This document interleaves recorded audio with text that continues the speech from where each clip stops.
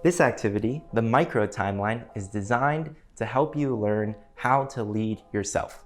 It's a simple task, but one of the most crucial in the whole course. Here's how it works. Write down how you plan on spending every 30-minute block over the course of your 6 to 8 hour weekend project.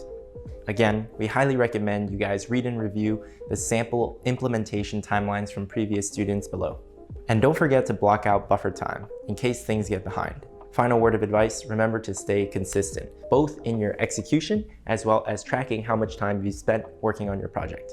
To help you with this action item, I have created a sample project below, Arts for Hearts, a made-up initiative that collects artwork to redecorate the local heart surgery wing of a children's hospital. First, I want you to try to fill out the timeline based on what you think should go into the project. Then, cross-reference your timeline with ours. What did you notice was the same? What did you miss? What did you add to your own timeline that we missed? Just like in previous activities, this answer key is really just a list of suggestions rather than a universally correct answer. Once you've completed the Arts for Hearts micro timeline, do it again for your own project timeline. After this exercise, we recommend revisiting your macro timeline. The next step is to simply figure out what exact dates these 30-minute blocks will take place on.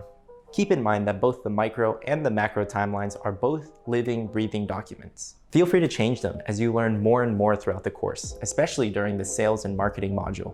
Overall, it helps to have both timelines out as you dig deep into your planning.